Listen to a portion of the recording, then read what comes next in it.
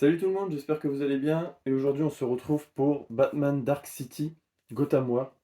Alors, je sais que ça fait un moment qu'il est sorti, mais je voulais vous en parler parce que ce tome-là m'a extrêmement déçu. Franchement, je crois que c'est les pires Batman que j'ai jamais lus. Alors moi, j'ai beaucoup aimé le tome 1, Failsafe. Voilà, ça faisait très blockbuster, c'était vraiment pas mal. Même si l'histoire tenait sur une ligne, au moins ça voilà, ça s'enchaînait, on avait pas mal de surprises et tout ça, c'était vraiment chouette. Même si la fin, bon, elle est pas top parce qu'arrivé au tome 2 justement, on est arrivé sur une terre parallèle, on sait pas trop pourquoi. C'était, voilà, une excuse pour faire une autre histoire sur une autre terre parallèle, encore une fois, avec encore une histoire du Joker, qui était vraiment, c'était vraiment pas terrible, quoi. Et j'espérais qu'avec ce tome 3 là, ça remontait, sauf que pas du tout. Déjà, une chose à savoir, c'est qu'aux États-Unis, Gotham War, c'est un event. C'est un crossover entre Catwoman et Batman, avec la série principale Gotham War. Et donc, c'est plus un event que un scénario de Chips Darky et au dessin Jorge Jiménez. Là, Chips Darky, il fait équipe avec même là sur la couverture, ils ont même pas mis, je crois, le scénariste. Enfin, c'est avec le scénariste qui fait Catwoman, la série Catwoman.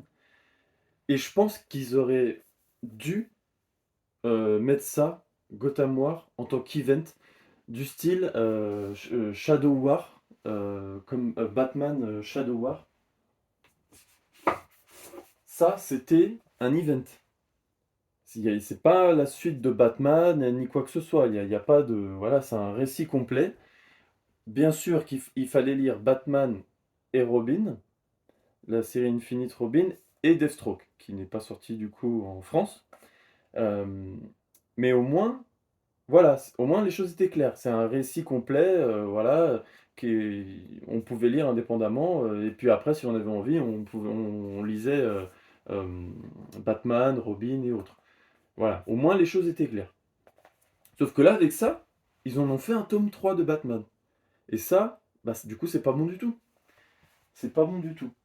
Pourquoi? Parce que, alors déjà d'une, quand vous ouvrez la page, quand vous ouvrez le tome, vous avez directement une histoire, encore des tie-in de Night Terror. Ça, moi, je trouve ça incroyable d'avoir mis ça là. Ils auraient pu au moins le mettre à la fin, parce qu'il n'y a aucun lien, quoi. Enfin, il y a un petit lien, mais c'est pas non plus un truc de malade, quoi. C'est voilà. Et franchement, c'est décevant.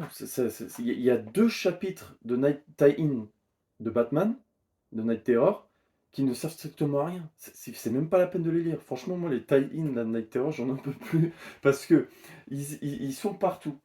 Euh, et on aurait pu clairement s'en passer. On aurait pu s'en passer clairement. Parce que ces histoires-là, franchement, ne servent strictement à rien. Chaque personnage sait qu'il est dans un cauchemar. Je vous l'ai dit dans ma vidéo avec Nightwing, et même dans les autres, je vais vous en parler aussi. Mais voilà, c'est encore une histoire qui ne sert strictement à rien. Ça n'a aucun impact pour la série principale de Batman, c'est uniquement pour l'event Night Terror. C'est tout. Si vous voulez lire du Night Terror, contentez-vous juste du tome Night Terror. C'est tout. Les tie-in, ça sert à rien. Ça sert à rien. Ils auraient jamais dû les mettre. En plus, ça rajoute énormément de pages. Du coup, ça fait gonfler le prix. Donc, c'est pour ça qu'ils les mettent, hein. C'est parce qu'ils adorent c'est pour ça qu'ils adorent les tie-in, c'est parce que voilà, ça prend tout ça du bouquin. Et là, c'est le reste. Donc bon, c'est bien, mais là, quand même, on a quand même combien de pages on a là? Il marque même pas. Combien de pages on a à peu près? C'est même pas marqué les numéros de pages. Donc bref, passez votre chemin là-dessus, ça sert à rien de les lire. On a deux chapitres Night Terror de Batman, on a un autre petit chapitre de Robin qui explique pourquoi dans Night Terror, Robin est réveillé. Mais c'est tout, ça n'a aucun intérêt. Ensuite, l'histoire principale. Ouais, là, je suis énervé, là. Je suis énervé parce que ce tome-là, franchement, je pense que beaucoup de gens n'ont pas aimé ce tome-là. Euh, Parce que on trouve des personnages qui n'ont rien à voir avec ce qu'on a lu avant. On a une Catwoman vraiment autoritaire qui veut vraiment imposer son idée à la noix de prendre tous les criminels de Gotham, les sbires de tous les super vilains, de les entraîner, de les former pour devenir de super voleurs comme elle.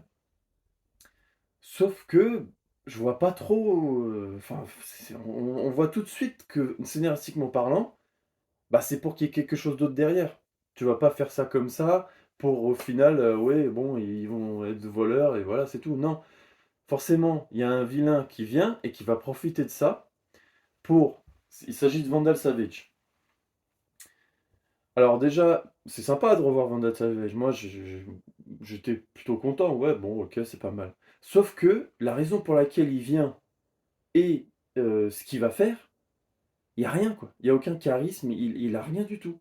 C'est vide, quoi. Son personnage, il est vide, on voit rien, quoi. Et puis la raison, quoi, pour laquelle il est là, c'est vraiment débile. Et là, et vu qu'il en profite justement il va aller chercher justement tous ces sbires qui ont été super entraînés et tout ça, forcément, bah oui. Et après, voilà, enfin bref, je vais pas vous spoiler, même si j'en ai très envie, parce que je vais vous faire économiser quand même de l'argent, parce que franchement, c'est le pire Batman que j'ai lu. De toutes les séries que j'ai pu lire de Batman, pourtant j'en ai lu, euh, je je vous le déconseille. Franchement, là, Chips Darsky, moi, j'ai entendu dire qu'il avait fait de bonnes choses avec Daredevil, du côté de chez Marvel, mais là, avec Batman, faut arrêter, quoi. Faut arrêter le massacre. Là, dans le prochain tome, de ce que j'ai vu de la VO, franchement, ça va pas être terrible non plus. Là, il y aura encore un autre tome, donc on va être au tome. Il y en aura 4 et il y en aura un tome 5. Voilà, et pour l'instant, c'est tout. Après, j'espère que ça va s'arrêter parce que là, c'est pas possible, quoi. Là, on retrouve une Bat Family qui est complètement. Alors, dès que Catwoman a fait une Bat Réunion avec toute la super famille, dont Batman qui était là, elle leur a expliqué l'idée. Voilà, je vais récupérer des sbires, je vais les former, je vais devenir des voleurs. Et vous, je vous demande de ne rien faire. Vous fermez les yeux et tout ça. La Super Family, tous, hein, sans exception. Ils vont dire oui, bah alors, ok, pourquoi pas. Et puis, bah écoute, si tu nous montres comment tu fais, bah peut-être qu'on va, voilà, on va te laisser faire du coup. Et là, Batman, même nous, on dit, mais oh, mais attends, t'as été formé avec Batman pendant des années. Et là, d'un coup, juste parce que Catwoman te lance cette idée-là, et bah ça y est, tu renies tout, tu vires tout. C'est incroyable. Donc bon, bah, après, pourquoi pas? Mais le pire encore reste à venir, c'est que Batman, lui, va dire non, bien sûr, et on comprend.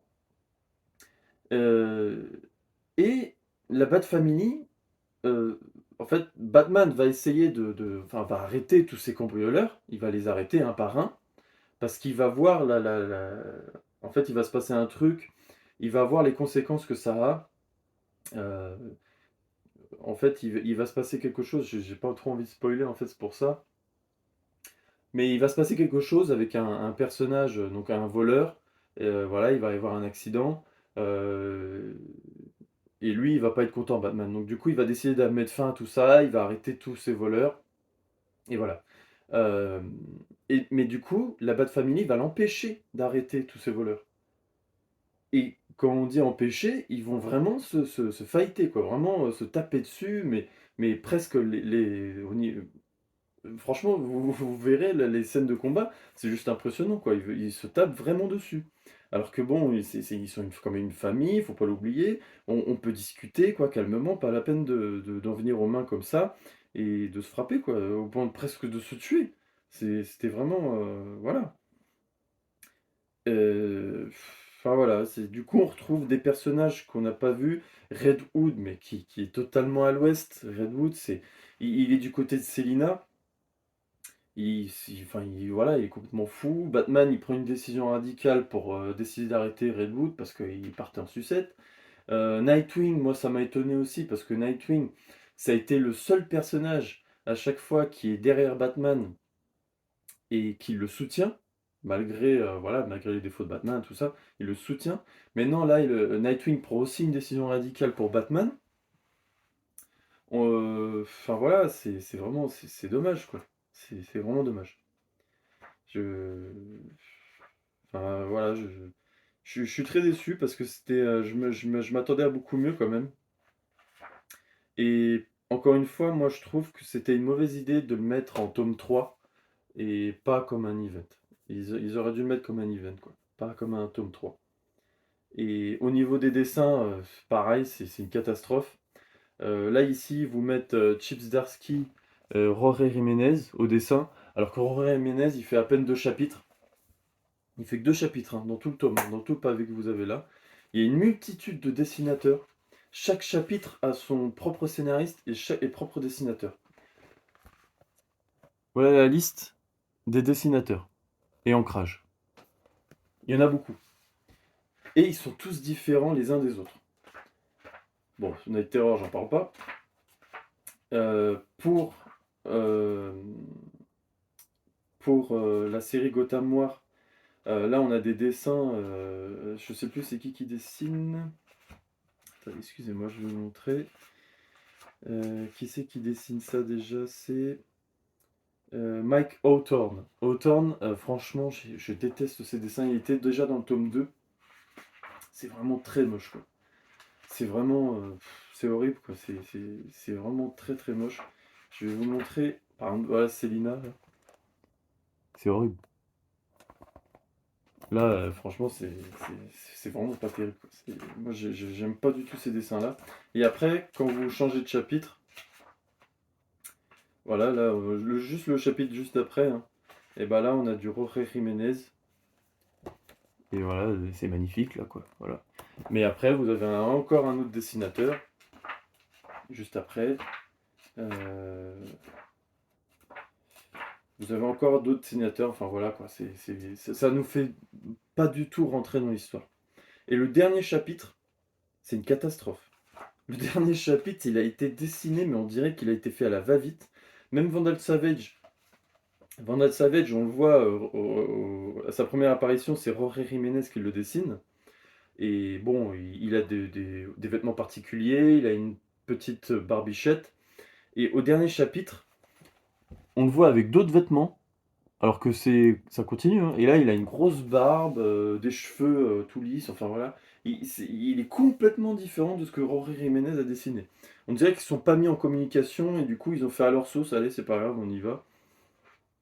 Et pareil, encore une fois, là, la résolution d'histoire, elle est complètement bâclée.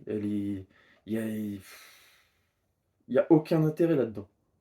Plus vous allez avancer dans l'histoire, plus vous allez comprendre l'histoire, comprendre ce qui va se passer à la fin.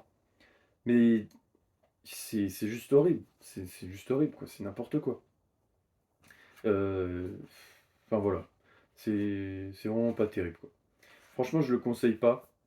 Après, enfin voilà, je le conseille absolument pas. La couverture peut être belle, surtout que cette couverture-là, elle fait pas partie de la série Gotham Noir ni de Batman de Chief Darky et tout ça. C'est une couverture de Killing Time, un livre de Tom King. C'est une couverture variante qui a été faite. Donc voilà, il faut pas se laisser piéger là-dessus. Petit problème à noter, parce que Urban Comics, en ce moment, il commence un petit peu, voilà, déjà avec Superman Lost, où il y avait le tome qui était tout rayé. Là, ici, dans le résumé, il y a écrit tome 3, Gotham War, mais le résumé, c'est le résumé du tome 2.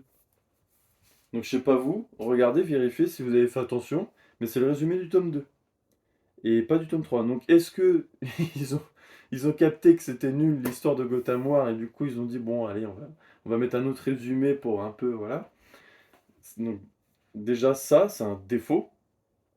Et ensuite bah ici là sur la couverture principale vous avez Chips Darsky au scénario, Belen Ortega, Rory Jiménez, vous avez les trois noms. Mais il y en a d'autres. Il y en a d'autres. Il y a pas que lui. C'est pas son histoire à lui quoi. Donc bon, voilà, je trouve que c'était. Il y a Tiny Howard, voilà, au scénario. Euh, Enfin voilà. Très déçu. Dites-moi en commentaire, vous, si vous avez été déçu, je pense que oui. Après, je sais qu'il y en a qui ont aimé, hein, chacun a ses goûts. Hein. Mais bon, J'étais quand même, assez surpris de voir une Bat Family, comme ça, les personnages qui changent, enfin bref, voilà. Donc voilà. On se retrouve dans une prochaine vidéo. N'oubliez pas de me dire en commentaire ce que vous en avez pensé, parce que je suis assez curieux de savoir le nombre de personnes qui ont aimé ce tome-là ou qui n'ont pas aimé. Voilà, chacun a ses propres goûts. Allez, je vous dis à la prochaine!